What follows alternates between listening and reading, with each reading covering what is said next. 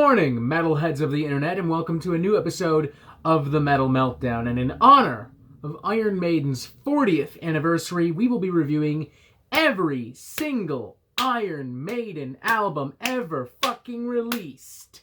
That means 16 studio albums across a 40-year time span. Put simply, that's a lot of fucking music, so let's not waste any time. Let's get right into it. Let's review every single Iron Maiden album ever.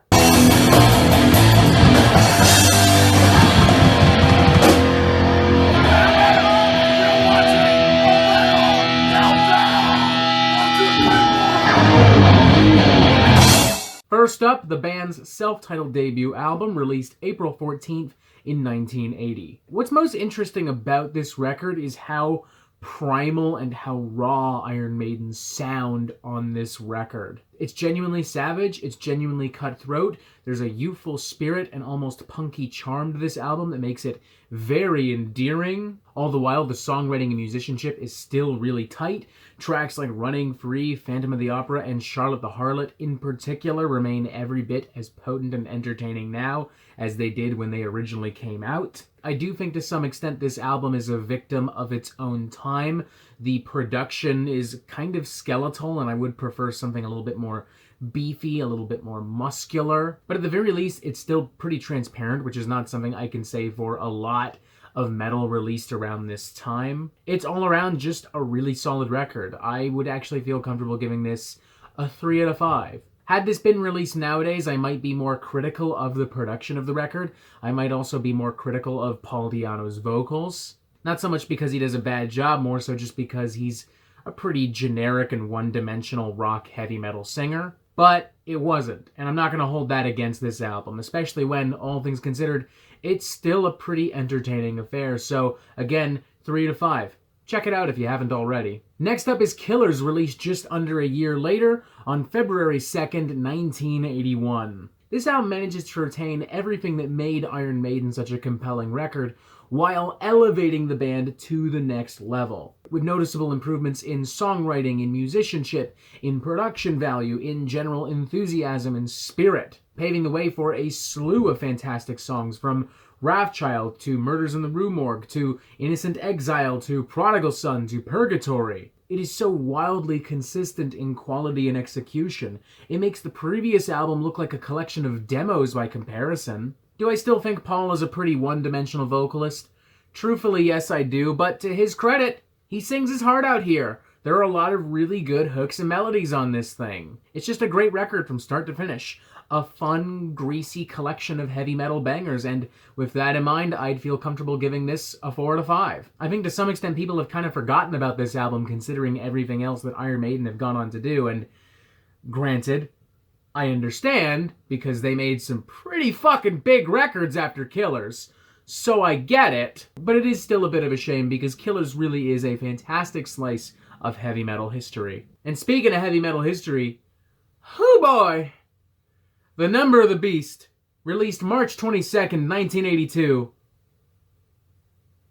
What a fucking great record. Let's not waste any time. You know it, I know it, the whole fucking world knows it. This is a fucking incredible record. In between Killers and Number of the Beast, Iron Maiden quietly realized that Paul Di'Anno is not going to bring this band to the heights that they aspire to reach. And as such, they quickly and smoothly replace him with Bruce Dickinson, a gentleman who would grow to become the voice of a generation for metalheads worldwide. His incredible vocals, alongside some of Iron Maiden's catchiest and most surgically precise material yet, equals banger. Banger, banger, banger, banger, banger after motherfucking banger. Children of the Damned, beautiful, haunting, emotive.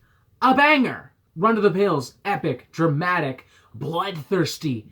Banger! The Prisoner, blunt, declarative, triumphant, and a fucking banger! And need I even mention the iconic title track, The Number of the Beast. Arguably the band's most iconic song, arguably their best song. If you are not singing that song in your head right now as I speak of it, you are a fucking fake. You are a fucking poser. That's not a word I throw out here very often, so that should tell you how fucking serious I am when I say that.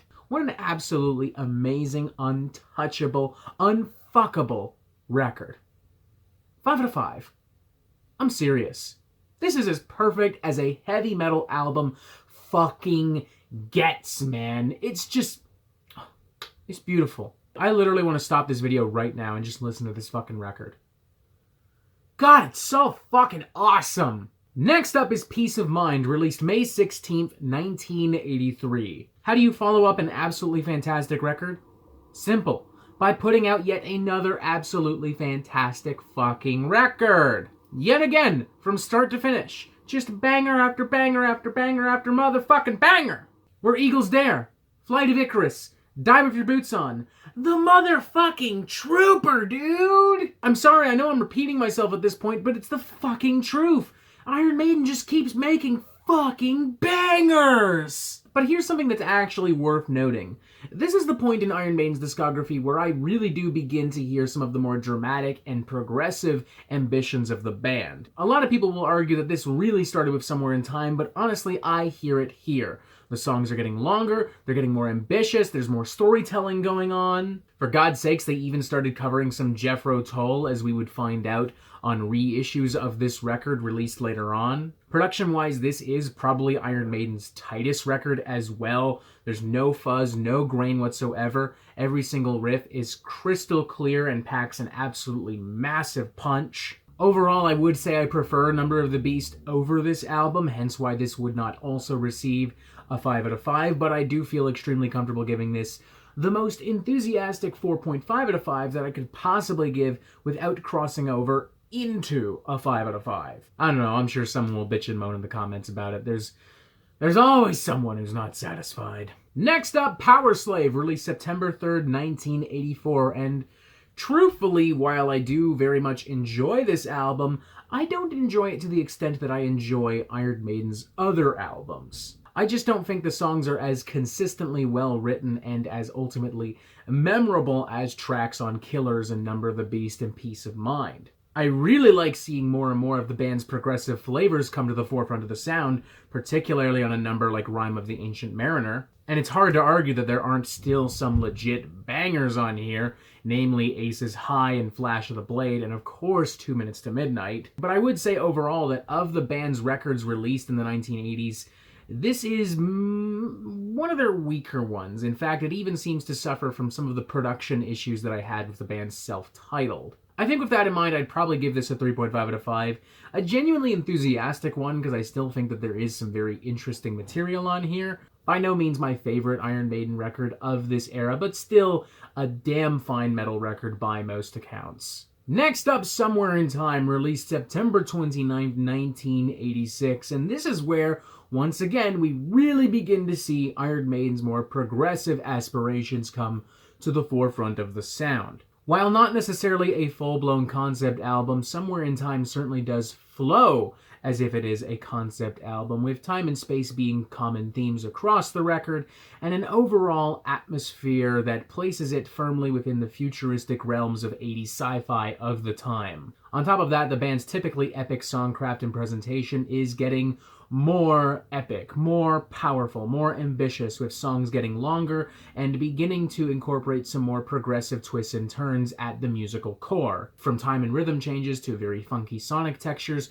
including the implementation of guitar-based synthesizers. And amazingly, the album is able to do all of this without feeling artsy-fartsy, without feeling pretentious, without feeling like a bunch of progressive nonsense for the sake of progressive nonsense. In fact, on surface level, it still functions the way any other Iron Maiden album before Somewhere in Time would have functioned. Still chock full of great songs, great performances, and great production value. It's kind of remarkable. I can't really think of another heavy metal band that has so successfully yet subtly taken such a progressive turn without alienating their fan base. 4 out of 5. It's a fucking great record.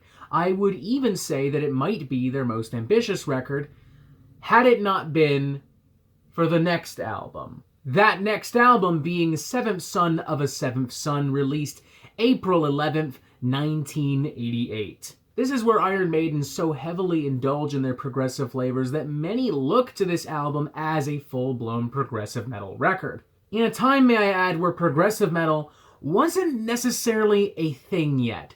Just throwing that out there, ladies and gentlemen. It is a lot more bold, a lot more dynamic, and a lot less subtle than the aforementioned Somewhere in Time. It is inarguably a full-blown concept album focusing on the folklore concept of the seventh son of a seventh son, accompanied by wild, fantastical keyboards and choruses that almost feel pulled from the realms of Dio-era Rainbow, but with that classic Iron Maiden sheen and execution that we have come to expect from the band at this point. The result is frankly kind of remarkable. I would even argue the peak of the band's creative high during this period. Their most progressive, their most ambitious, their most exciting, their most sonically and atmospherically immersive record, with a slew of songs that you can very easily enjoy on a very casual level, something that cannot be said for a wide majority of concept albums. It's just such a fantastic record, and truth be told, the first Iron Maiden album I ever bought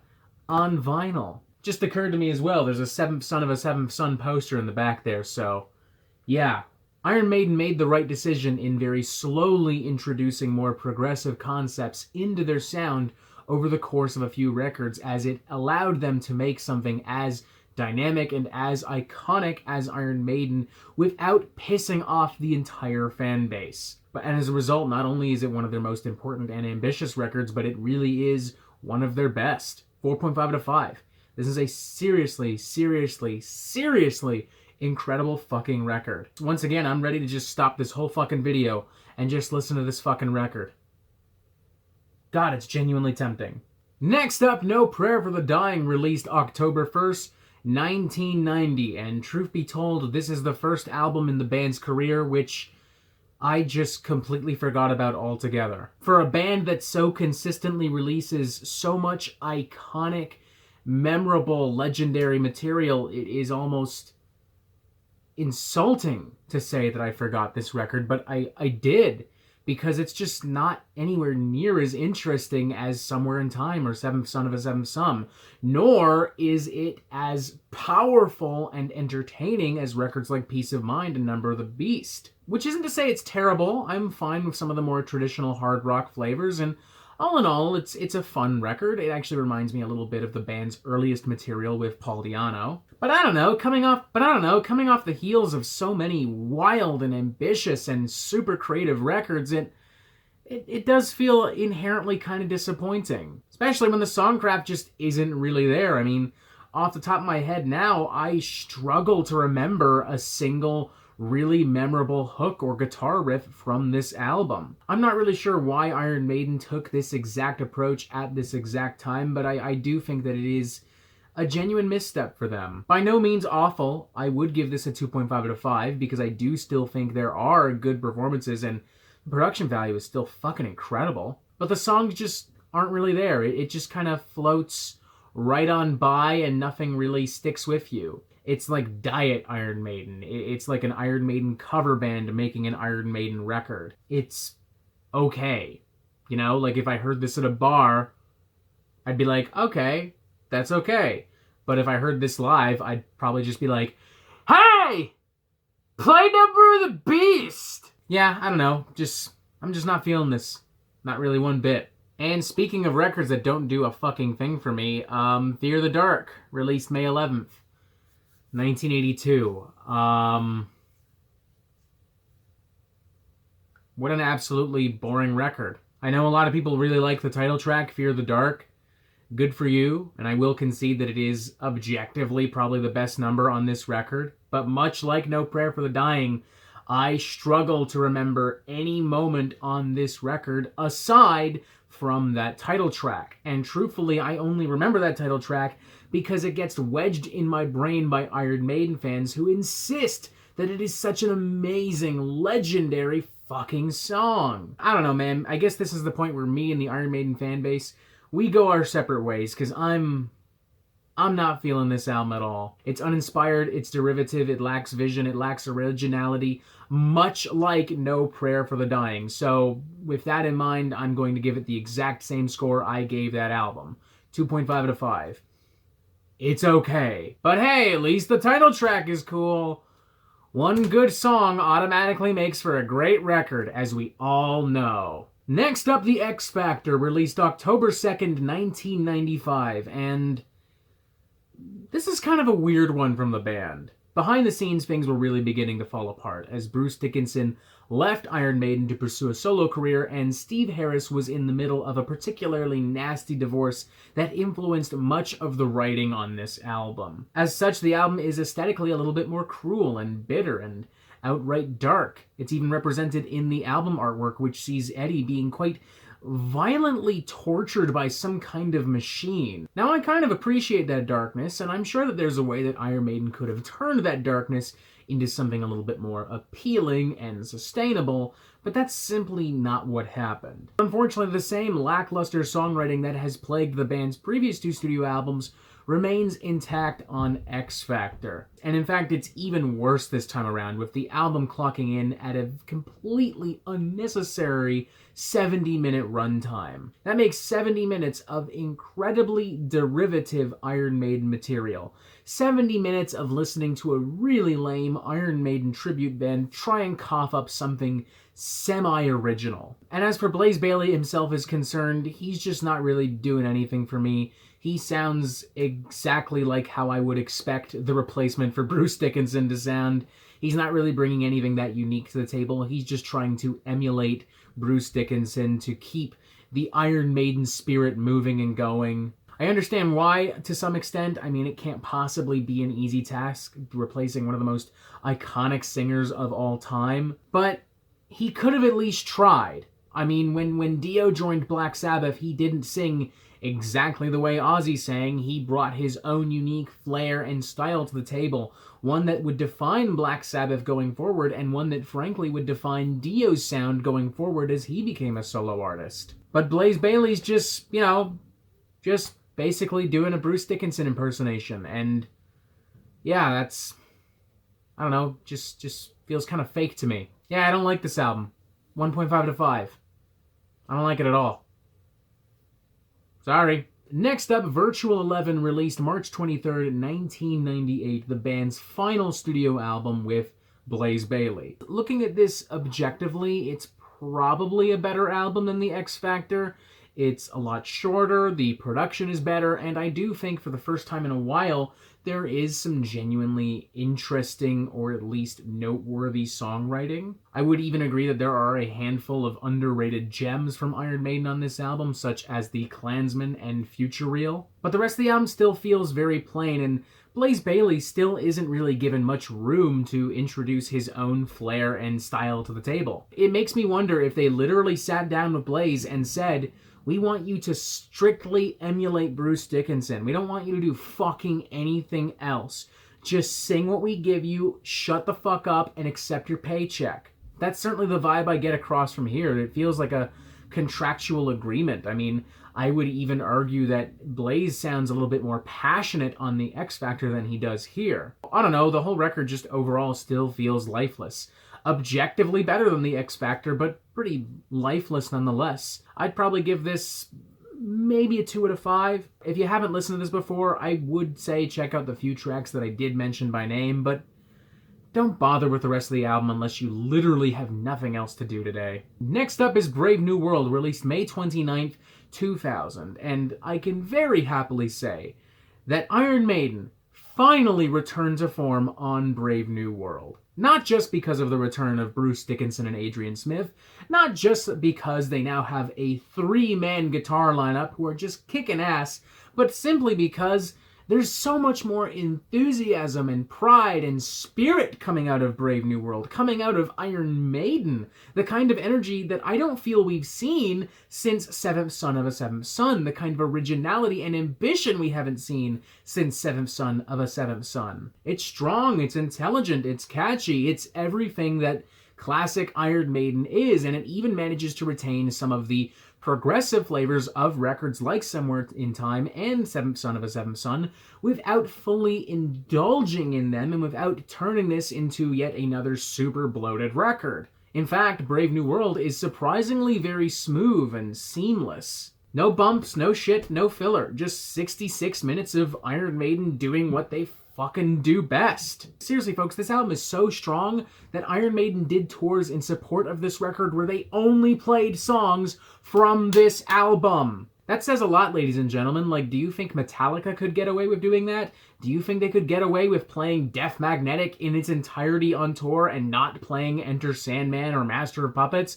Do you think Slayer could get away with doing that, playing Repentless in its entirety and not playing Raining Blood or Hell Awaits? I fucking don't think so. Nuh-uh. But Iron Maiden can, and they fucking did. 4 to 5, man. It's a fucking great record. Hell, I wish I had it on vinyl.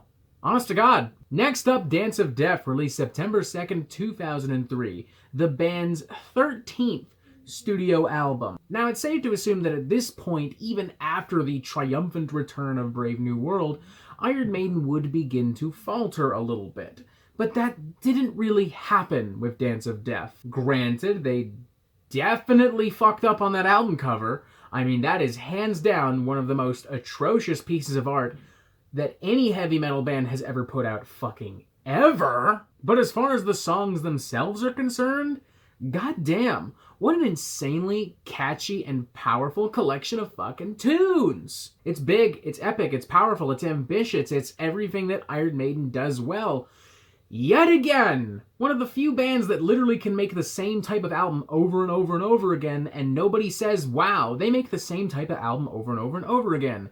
I wish they would try something new, because at the same time, it still feels like they're trying something new. Like, it's amazing how Iron Maiden balance being familiar and being new at the same fucking time. There's just so many great fucking songs on here. Wildest Dreams, Rainmaker, No More Lies, Journeyman, Passchendaele, probably one of the band's best modern fucking songs. 4 to 5, honestly, it's just another fucking great record for Iron Maiden for all the reasons that make Iron Maiden so fucking great. So consistently, reliably great. I'd even go as far as to argue that this is, despite that album cover, one of the best albums that Iron Maiden produced post Seventh Son of a Seventh Son. And if it wasn't for the fact that that album cover is so genuinely disgusting, I would be tempted to nab this on fucking vinyl. Next up, A Matter of Life and Death, released August 25th, 2006. This is an interesting case because this is one of the few times I can think of where a metal band acknowledges that they are no longer the raucous, spiky metalhead punks that they were in their glory days, and as such, they actively choose to slow down the music. I fucking wish Metallica and Megadeth would come to that same fucking conclusion. But alas, that's for another time. For now, let's focus on this album. I enjoy it. Do I enjoy it to the extent of Dance of Death or Brave New World? No. But I like the concept. I like the themes of war and religion, and I think they're quite poignant and quite relevant, not just for that time, but for this time as well. I think a lot of the songs on here are very cathartic and very emotive, which I appreciate. Bruce Dickinson is sounding fucking fantastic on here. I would say that the album is maybe a little bit too long for my personal liking, clocking in at 71 minutes, but at no point do you ever feel the weight of that 71 minutes. At no point is it very difficult to get through those 71 minutes. You're still really invested in the music, in the concept, in the performances. It's really well done, and it's nice to see Iron Maiden beginning to age gracefully with this record without compromising who they are and what they stand for. I would give this a 3 to 5, but a very enthusiastic 3 to 5, I would say. Next up, The Final Frontier, released August 13th, 2010. And I pretty much feel the same way about this album that I did about A Matter of Life and Death. I will say that some of the songs are wedged into my brain a little bit further, simply because I came across this album when I was really beginning to sink my teeth into heavy metal as a whole. As such, I have pretty fond memories of this album and listening to it with friends. The track Mother of Mercy in particular, I'd argue, is one of Iron Maiden's most underrated songs, not just musically, but also lyrically. It is just a beautiful piece. But putting aside my nostalgia, looking at it objectively, I do ultimately feel the same way about this album that I felt about A Matter of Life and Death, and as such, I would give this a 3 out of 5. A very, very, very enthusiastic 3 to 5, mind you. And finally, this brings us to the band's 16th studio album, The Book of Souls, released September 4th, 2015. Now, truthfully, I've gone back and forth on this album. There are times where I've listened to it and I've really enjoyed it, and there are other times where I've listened to it and I've just gone, ugh, Number of the Beast is better. Granted, most of those times were when I was an edgy little fucking shit, hot out of college, only listening to thrash metal and death metal, but none the fucking less. Right now, I would say that this is a really great fucking record from Iron Maiden. I think it's a lot stronger than the last two. The songwriting is a lot more adventurous, a lot more ambitious, a lot more progressive, a lot more high concept. The aesthetic and production value of the album is fantastic.